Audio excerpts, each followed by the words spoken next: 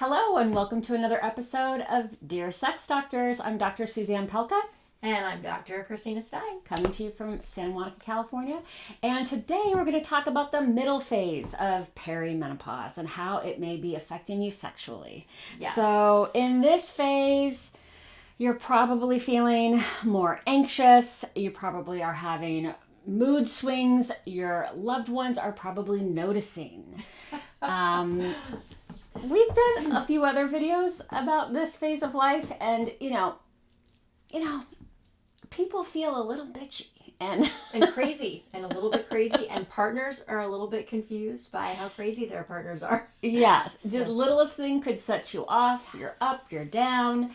Yes. And your sex life is going to suffer because no one wants to make love to a really angry person, usually in a healthy relationship, and a lot is going on. So let's see how can we support our fellow women. And like I said, best thing you can do is get your male partner to watch this video.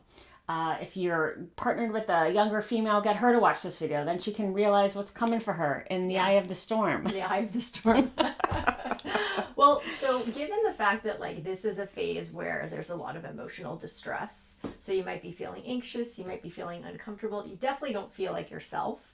You're not sleeping well. And you're not sleeping well. And if you're not feeling good, in terms of self-esteem and just your mental health, then it's going to be a lot harder for you to desire intimacy, right? You're going to have a harder time wanting to be that way with your partner and connecting. And so you kind of need to warm up a little bit more, schedule time for intimacy and do things that are a little more relaxing so that you can feel more anticipation, more openness to being intimate and to experiencing the desire. So maybe start massaging with your partner, incorporate water, take a shower or a bath or something that just relaxes your body, makes you present, and allows you to kind of embrace intimacy. Mm-hmm. Some people like to have kind of rituals going on for when they're going to have sex, they put on a certain incense or they light a certain candle or they make the lights a certain way. They make sure that they're having sex, they're carving it out, and it's just going to be naked, sexy time. Maybe it will incorporate intercourse, maybe it won't.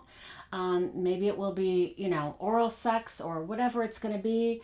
But just know that you can create a higher intention for this. You don't have to necessarily have that spontaneous desire to, feel like you're ready to go.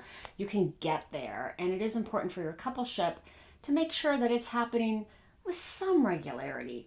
That even though you're going through this period of your life where you're having hot flashes, you're not sleeping well, you're irritable, you're not yourself. This is not the time you want to be having sex and making love. But nevertheless, you don't want your relationship to suffer and then pile on that kind of anxiety on top of your physiological changes, because these are pure physiological changes. You can't avoid it. It's happening. It's here. Yeah. There's nothing you can do about it. Like I said before in the first video, it's like a second puberty. So you're just going to have a lot of unpredictable moods.